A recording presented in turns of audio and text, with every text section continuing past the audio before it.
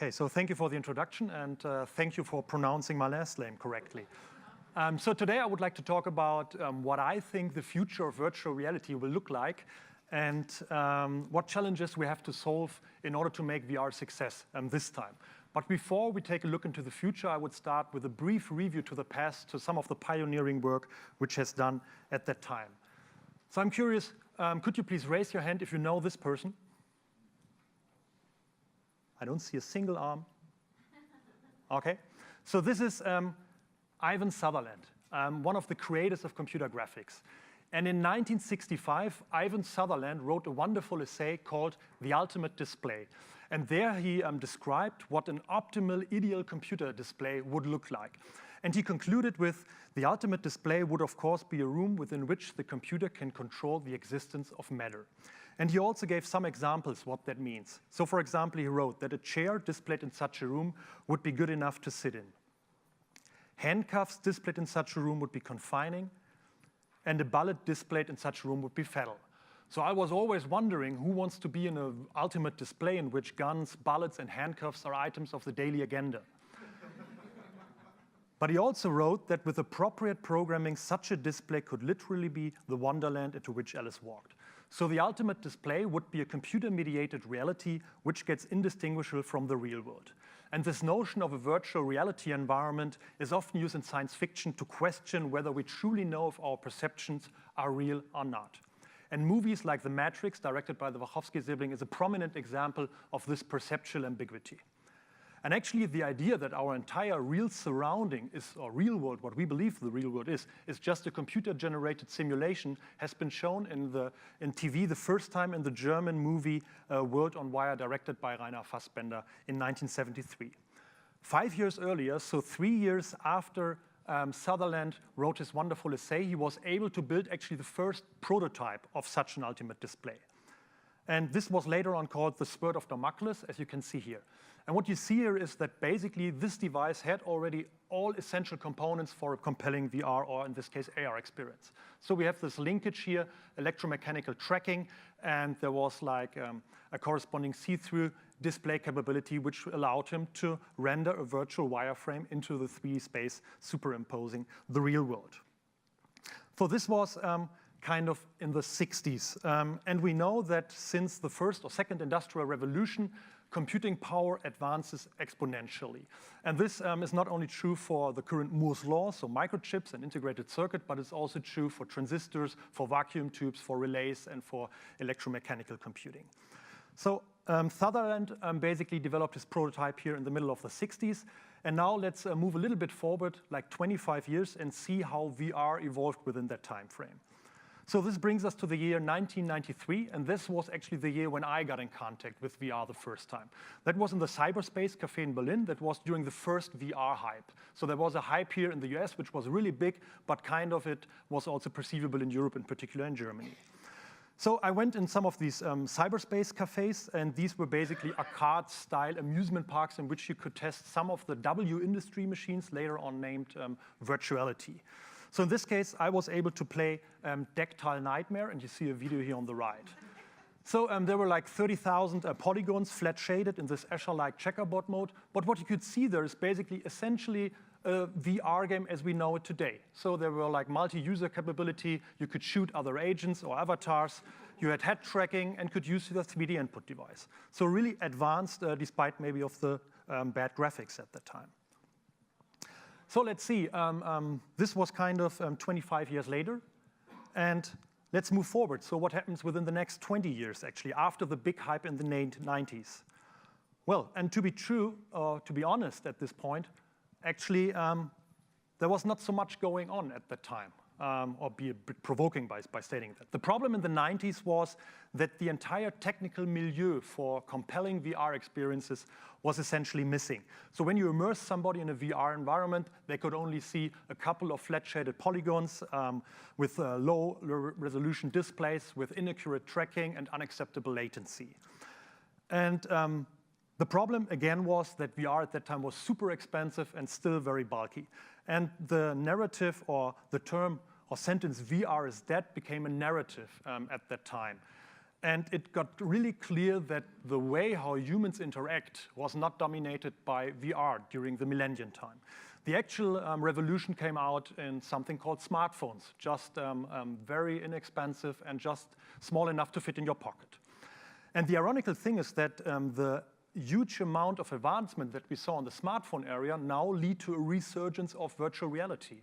And essentially all the ultimate displays that we have today actually are based on advances that we made in the smartphone market. For example, regarding the display technology, but also the internal measurement units and so on. And here are just 3 examples of the ultimate displays that we have today. And these provide a class of lightweight, inexpensive head-mounted displays with inbuilt tracking capabilities with reasonable good image quality. So this is where we are now. And let's see where we head in the next year, couple of years. And what you see here on the bottom is that also the time steps are getting shorter and shorter. One fascinating thing about exponential advancements. So one good thing about exponential advancements is that you can easily calculate future performance. So this is a revision of Moore's law, which has been done by David House, not only considering the number of transistors that we have, but also considering their improved performance. And he basically figured out that the performance that you get in like 18 months is double the performance that you have now. So every 1.5 years, basically the computing machine that you buy is double as good as the one that you have today.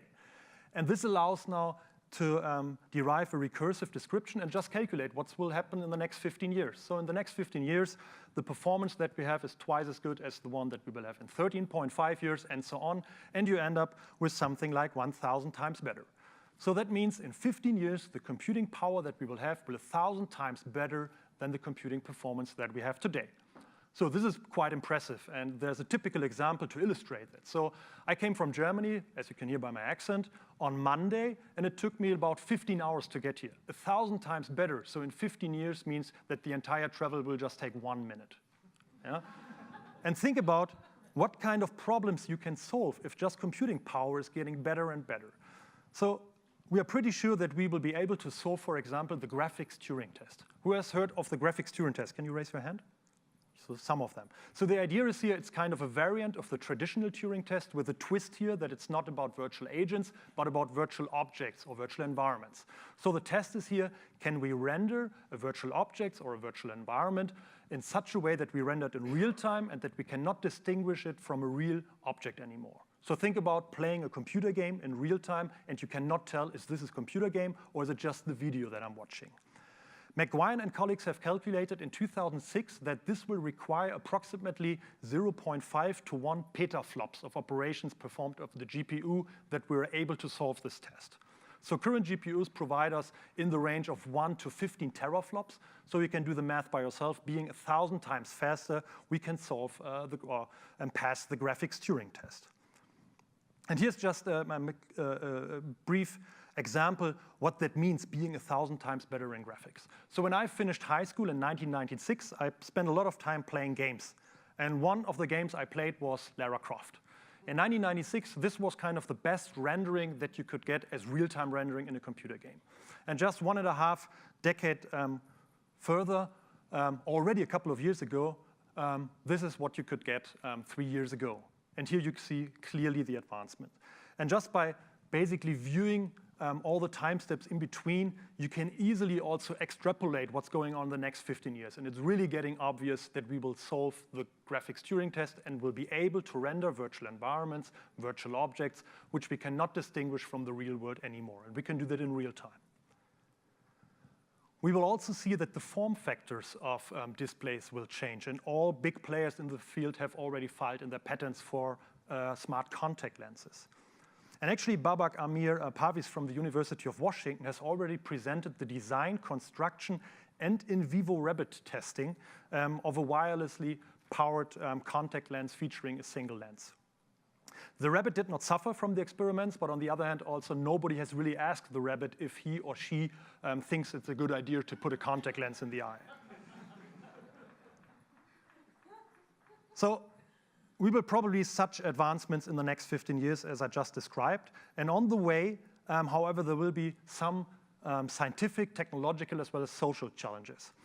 And my group are working on these, which are listed here. And due to the matter of time, I will not talk about all of them, but just briefly discuss some of them. So one aspect is health and cyber sickness. So according to the sensory conflict theory, you will or tend to feel cyber sick as soon as you have strong discrepancies in your perception. So for example, if you play a computer game in a head-mounted display, but sitting basically on a chair, your visual information tells you that you are moving, you perceive optic flow information, but your inner senses, like the vestibular sense, the proprioceptive sense, the kinesthetic sense, all tells you you're not moving. And this basically makes you sick, and that's why we feel often sick in VR. In order to analyze how cyber sickness is affected by long-term exposure, actually we performed the first documented long-term use of VR. So what I did in this case was I participated as the only single subject in a 24 hours experiment in which I was exposed to a VR environment using the DK1 at that time. What you can see on the left side is basically the physical laboratory that we use. So you can see there were a chair, a couch, a table, a desktop, and we replicated everything, you can briefly see here, in the virtual environment, so I could move around and do certain things. And what I did, you can see here, so this is like a 24 hours activity diagram, and you could see, for example, that I was kind of entertaining myself, like watching movies or listening to music. I ate in the virtual environment, I slept in the virtual environment, and I also tried to work, which was really not very efficient there. So among a couple of results, the maybe most interesting in terms of cyber sicknesses are these results. So these are the 24 hours, and here are the results on a subjective SSQ questionnaire, which is standard for measuring cyber sickness in virtual reality. On the bottom, you see the baseline. So this was done 1 week afterwards, in which I just measured basically the data. And here you see basically all the different aspects of cyber sickness in the VR exposure, like occumulator problems, disorientation, nausea, and so on. And what you can basically see, all these aspects increase significantly. But you also see that at certain times they decrease significantly. And this, for example, was a time where I tried to sleep, right? Or in which I just rested and did not move too much. But cyber sickness is still a big issue in virtual reality. Another big problem is the problem of limited locomotion. So if you just think about the last sentence of Ivan Sutherland's essay, he wrote a wonderland into which Alice walked. And this refers to the way how we explore a virtual environment. It should be in the most natural way, and this is not by using a mouse, a 3D input device, or anything else, but just real walking, as I do in the real world. This is the way how I explore the real world, and this is the way I should also explore, or at least be able to explore, the virtual environment. Well, to implement real walking in a virtual reality environment is actually rather simple. The only thing that you need is a head-mounted display and a tracking system, like the Lighthouse tracking from HTC Vive. And now you just map all your motions in the real world one-to-one to the virtual environment. So this is pretty easy, but there is one essential limitation, which is that usually the virtual environment that you want to explore is much larger than the actual real environment. So if you do this, and actually the user is not aware of any obstacles in the real world, the user might just walk into a physical wall or stumble about over some objects. So our group has worked a decade now in the area of allowing users real walking in confined spaces by software-based solution. And there's one concept called redirected walking, and here's a brief illustration how this works. So assume that this is like a real environment here, and the user dons an HMD, and you have a virtual environment. And in this virtual environment, there might be, for example, here a virtual chair. And if we can predict now that the user wants to walk towards this virtual chair, the idea is now, while the user is walking, we do not map all motions one-to-one, but instead use small rotations of the virtual environment in such a way that the users do not notice that. And look what happens then. So in this case, the user believes to walk straight in the virtual environment, but actually they walk on a physical arc in the real world. So this is the path that the user actually walked in the real world. This is the path that the user thought or thinks that they actually walked in the virtual environment. And you also have some other interesting aspects. When you change kind of the orientation of the virtual environment while users move around, you can actually also change the location of objects which populate the environment. So in this case, for example, the virtual chair, which was initially here, is now co-located with a physical chair. So actually, the user could now sit on the virtual chair by using passive haptics of the physical chair, meaning a chair would be actually good enough to sit in. So we performed a series of experiments now in order to determine how much we can trick a user. And we did that for all kinds of motions. Here's a video just of one of the demos in our lab. And the takeaway message here is that you need approximately, if the user wants to walk straight in the virtual environment, you need like 20-meter radius in the physical world, and then the user will not be able to detect that they're actually not walking straight in the real world. So this is still a reasonable space which is required, so this is not something that you can just use in your living rooms, but there are a couple of amusement parks out there, which we will see within this year, who makes actually use of this concept. So this is the Void. Have you heard of this? So some of them, okay. So here the idea is that you have a physical space, pretty large, amusement size, maybe the size of this room, and you can display virtual objects and virtual environments on the head-mounted display, and now the user can walk around, touch walls, and interact with this environment, and so on. And here's a brief video of Ken Brettschneider, who's the CTU of the Void, basically explaining how this concept works, and what you can see here is essentially the idea of using redirected walking, and they're also credited there. So due to the matter of time, I just want to speak about the last aspect here, the revenge of the VR nerds. And what do I mean by this? So as a computer scientist, I'm always getting often confronted with the sad fact that the number of female students is really low in computer science in Germany, approximately around 17% or so. However, this was not always the case. So what you can see here is the number or the percentage of female students in a couple of study courses ranging from medical to law school and also computer science. Computer science is the red line, as you might guess. And the interesting thing is, at the beginning, it increases in the same amount as all the other studies, but then something happened in the middle of the 80s, right? And from there on, basically the number of female students really dropped down. So the question is, what happened in the middle of the 80s? Well, from a computer science perspective, one very dominant event which happened there was essentially the rise of the personal computer at that time, right? Most dominantly maybe with the announcement of the Apple Macintosh. But there was basically, in the middle of the 80s, this transition from mainframe computing, from command line interfaces towards graphical user interfaces based on mouse and keyboard at that time. And at that time, computers were predominantly marketed as toys for boys and male. And essentially, since then, it became a common narrative that computer users are male nerds with big glasses, socially isolated, with autistic attitudes. And several movies from the 80s that you can see here basically underline this narrative and this stereotype of a computer user. And we as computer scientists always have to fight kind of this prejudice.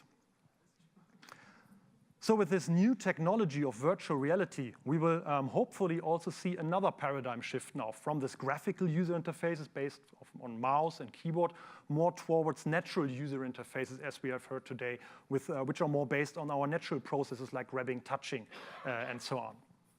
So one big question is really what will happen in 2016 when VR will now be another paradigm how we interact with virtual environments.